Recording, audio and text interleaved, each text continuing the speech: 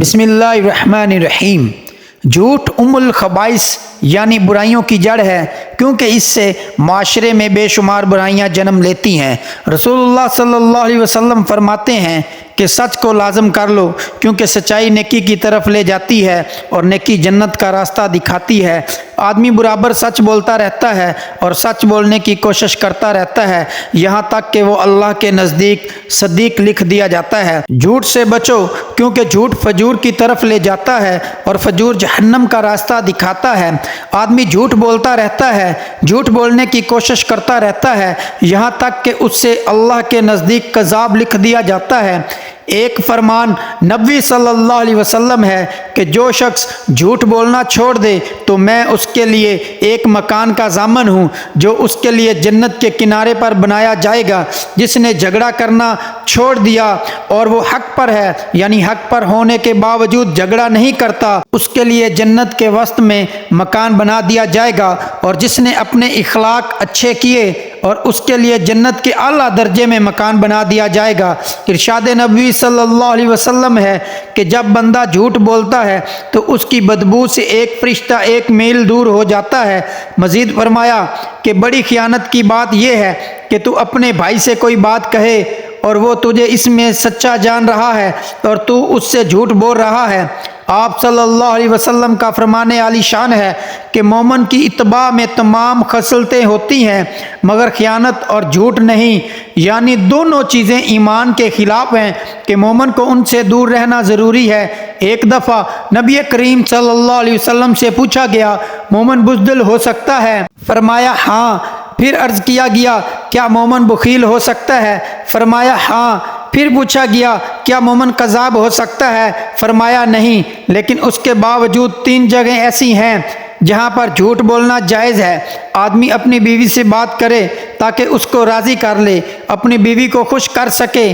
میاں بیوی میں سے ہر ایک کے لیے یہ جائز ہے کہ وہ ایک دوسرے کو خوش کرنے کے لیے ایسی بات کہہ دے۔ مثلا دونوں میں سے کوئی دوسرے سے یہ کہے کہ میں تم سے بے انتہا محبت کرتا ہوں تو یہ جائز ہے، خواہ اس کے دل میں محبت نہ بھی ہو۔ جنگ میں جھوٹ بولنا تاکہ دشمن کو پسپا کیا جا سکے اور اسلامی لشکر کو کسی بڑے نقصان سے بچایا جا سکے۔ جنگ کے دوران اپنے مقابل کو دھوکہ دینا جائز ہے۔ اس طرح جب ظالم ظلم کرنا چاہتا ہے اس ظلم سے بچنے کے لیے بھی جھوٹ بولنا جائز ہے۔ لوگوں کے درمیان صلح کرانے کے لیے جھوٹ بولنا جائز ہی نہیں بلکہ ضروری ہے تاکہ 2 مسلمان بھائیوں کے دل میں نفرت کو محبت میں بدلا جا سکے۔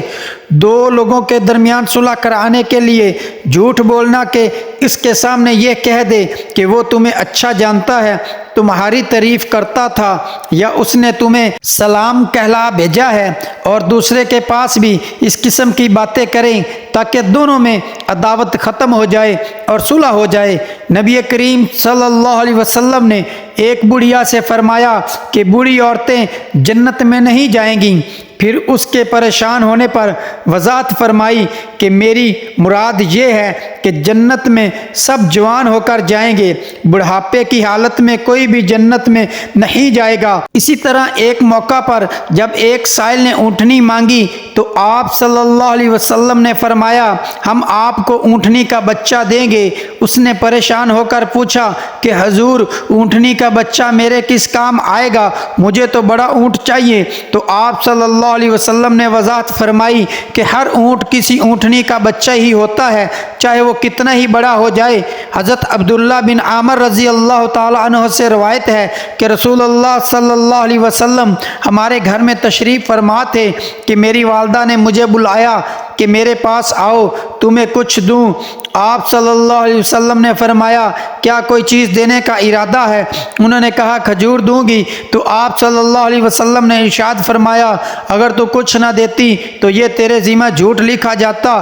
حضرت عائشہ رضی اللہ تعالیٰ عنہ فرماتی ہیں کہ بعض لوگوں نے رسول اللہ صلی اللہ علیہ وسلم سے کہنوں کے متعلق سوال کیا تو آپ صلی اللہ علیہ وسلم نے فرمایا کہ وہ کوئی چیز نہیں ہے۔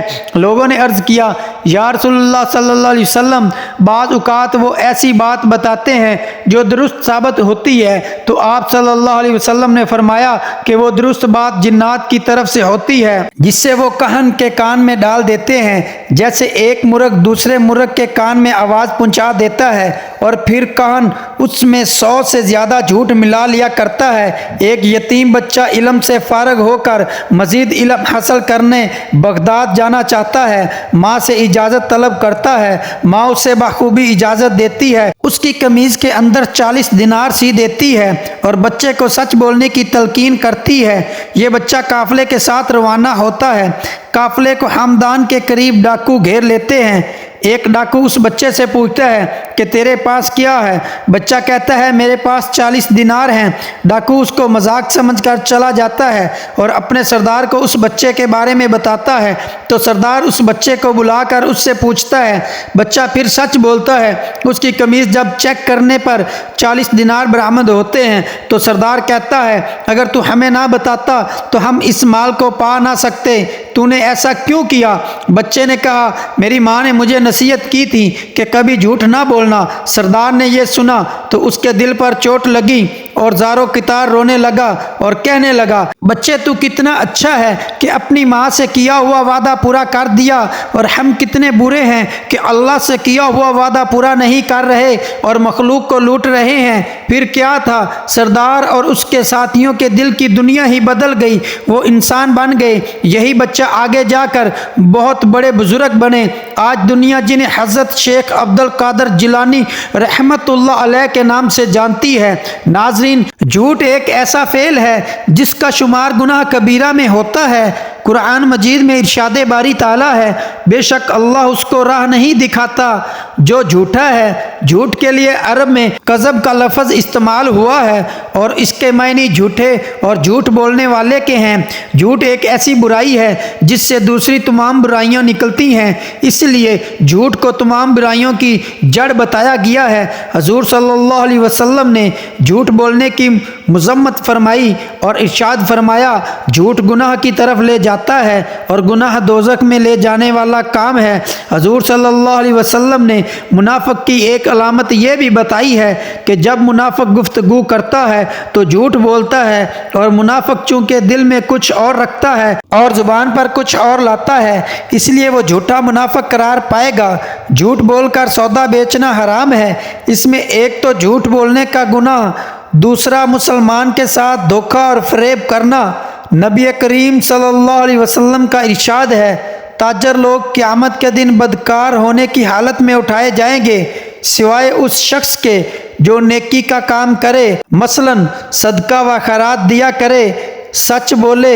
حضور صلی اللہ علیہ وسلم نے ارشاد فرمایا اللہ تعالیٰ قیامت کے روز تجارت میں جھوٹی قسمیں کھانے والوں سے نہ گفتگو کرے گا، نہ اس کی طرف توجہ فرمائے گا اور نہ اس سے پاک کر کے جنت میں داخل کرے گا، کیونکہ وہ شخص جھوٹی قسم کے ذریعے اپنے مال و تجارت کو فروغ دینے والا ہوگا۔ حضور صلی اللہ علیہ وسلم نے ارشاد فرمایا ہے سچا اور امانت دار تاجر قیامت کے دن نبیوں، صدیقوں، شہیدوں اور ولیوں کے ساتھ ہوگا۔ اللہ پاک سے دعا ہے کہ اللہ پاک ہمیں نیک عمل کرنے کی توفیق عطا فرمائے، اللہ پاک ہمیں سچ بولنے کی توفیق عطا فرمائے، اللہ پاک میری اور آپ کی بخشش فرمائے۔ ناظرین، کامنٹس باکس میں اللہ تعالیٰ کے 99 ناموں میں سے ایک نام ضرور ٹائپ کریں۔ شکریہ۔ السلام علیکم ورحمۃ اللہ وبرکاتہ۔